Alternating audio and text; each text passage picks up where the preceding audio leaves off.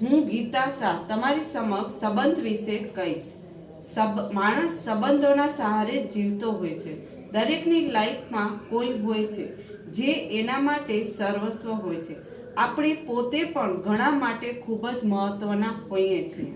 માણસ માત્ર પોતાના માટે નથી જીવતો હોતો, એને બીજા માટે પણ જીવવું હોય છે। પોતાના લોકોને સુખ આપવું હોય છે, એમને ખુશ અને રાજી રાખવા હોય છે। સંબંધમાં માણસ કંઈ પણ કરી છૂટે છે। દગાની ચર્ચા ખૂબ થતી રહે છે, વફાદારીની વાતો ઓછી થાય છે।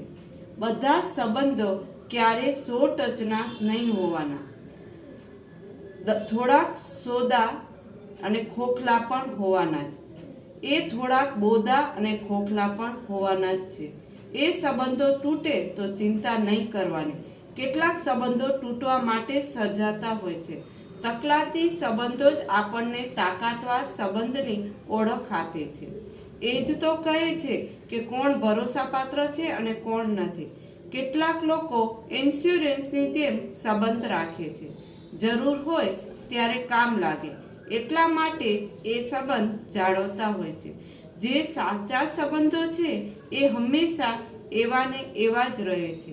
આપણે પણ આપણા સંબંધોને સજીવન રાખવા માટે સક્રિય હોઈએ છીએ। આંખો જોઈને જેને આપણા હાલ સમજાઈ જાય, એટલે કે આંખો જોઈને જેને આપણા હાલ સમજાઈ જાય, જેના માટે પ્રેમ અને લાગણી હોય, એને ક્યારેક કહેવું પણ જોઈએ કે મને તારી કદર છે, તું મારા સારા નસીબનો હિસ્સો છે, તું છે તો જિંદગી જીવવા જેવી લાગે છે। કયો સંબંધ જાળવવો અને કયો સંબંધ તોડવો એની સમજ પણ જિંદગીમાં જરૂરી છે। અમુક સંબંધમાંથી મુક્તિ મેળવવી પડે છે, છેડો ફાડવો પડે છે। સંબંધ જ્યારે પ્રેમને બદલે પેઇન આપવા માંડે, એટલે કે સંબંધ જ્યારે પ્રેમને બદલે દુઃખ આપવા માંડે, ત્યારે ત્યાં પૂર્ણ વિરામ મૂકવું જોઈએ। તો આ સંબંધ વિશેનો મારો વિડીયો તમને ગમ્યો હોય તો તેને લાઈક કરજો, શેર કરજો અને જરૂરથી સબસ્ક્રાઈબ કરજો।